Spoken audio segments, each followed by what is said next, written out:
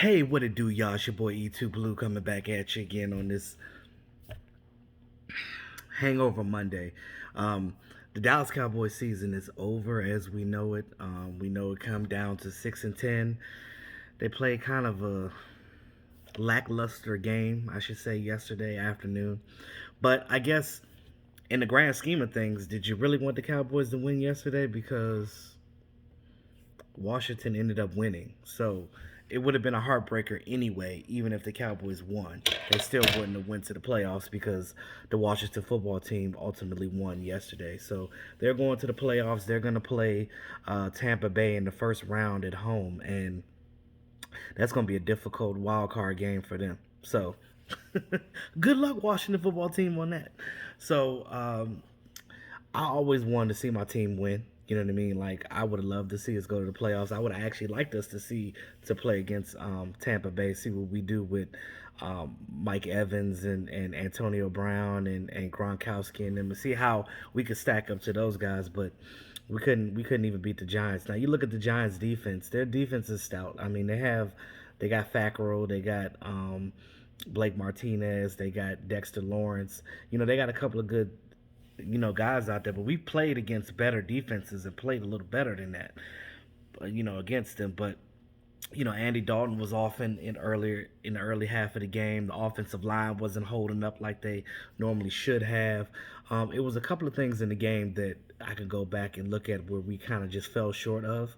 Now you look at Andy Dalton. Andy Dalton did get his hand stepped on, so it was like a drive or two that really affected him with that because his hand was bleeding and he was still trying to, even though he's not a mobile quarterback, he was trying to run for the first downs and things of that nature. But he was trying to do what he could do. But ultimately, it just wasn't a good game all the way around. The defense played well in certain situations, in other situations they didn't. It was sometimes I see Alden Smith was standing straight up and not, rushing like he normally does, and Randy Gregory, get the penalty called on him, and Jordan Lewis over there like chin checking the guy and stuff and getting the penalty called on him, giving them another first down. Now you have to be disciplined. I mean, even when a guy's jawing at you, it doesn't matter. You gotta get over that. You gotta keep it moving. You gotta just be like, forget it. I'm gonna get you legally. Basically, look, if you on offense, I'm a beat you, or if you're on defense, I'm attacking you for a loss. You know what I mean? Like you have to look at it that way. You can't. You got to have maturity. You can't get out there and let these guys get in your head. They do that on purpose so you can do something stupid, and you don't want to. You don't want to end up doing that. Now, since the Cowboys season is over, I will be doing. I'll still be doing live streams. I'll be getting ready to start my off season program stuff like I did last year. Those of you that's been on the channel before, I do a lot of different things in the off season on the channel. Uh, you know, as far as draft things go, I'm already in the books looking at some guys for the draft and things like that. So speaking of that, now the Cowboys lost. The Cowboys are picking 10th. So they're technically still, for you Team Tank guys, the Cowboys are still in the top 10 as far as picking. So they are picking 10th. The Giants are picking 11, and I think the Eagles are picking 6. So we still have the opportunity to step back in the draft, because I think in the top 10 is really, unless you get Sewell, but there's really no other person that I could think of right now that the Cowboys can get that high, or that's going to fit this team that high. You look at the records right now. Washington 7-9, because they're going to the playoffs. That pushes them up. So we don't know exactly where they're going to be picking yet because they're still in it.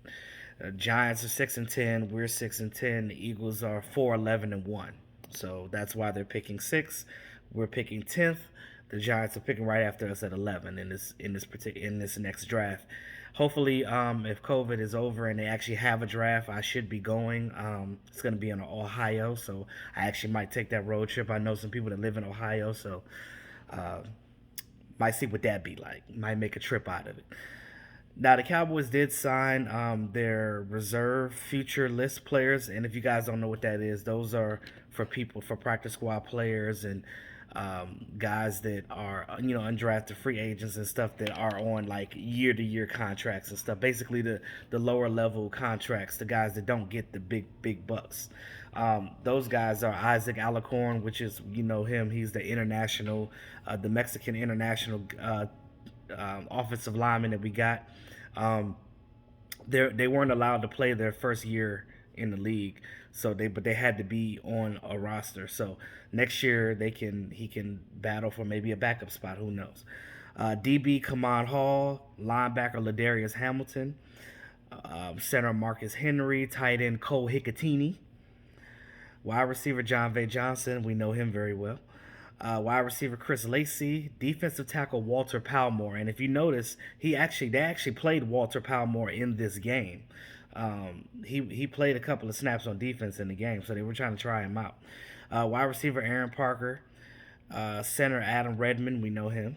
He's been off and on the roster. Of course, quarterback Cooper Rush, offensive tackle Eric Smith, cornerback Savion Smith, and tackle Tim Sweet. So these are the guys that the Cowboys signed to their reserve list, futures list. So they will be here in the offseason battling for a spot on the roster and or practice squad. Now, going forward, we can just sit back and watch the playoffs. We ain't got to stress about our Cowboys anymore. You look at that Eagles-Washington game. Shame on Eagles for tanking like that. I mean, there's no reason for you to, take Jalen Hurts out in the third quarter and then not go for a game-tying field goal when you're right there in the red zone. So that just goes to show you that they really were trying to tank. And most of the time, teams don't do that. But you're not supposed to make it obvious like that, and that was just ignorance on Doug Peterson's fault. So shame on them for that. Eagles actually could have won that game if they would have just played right, but it is what it is. Now, one last thing. Everybody was talking about Mike McCarthy and him, not going challenging that play. He just basically said, look, I felt like I didn't have time. I was trying to think about it, whatever. It doesn't even matter anymore. The Cowboys are done.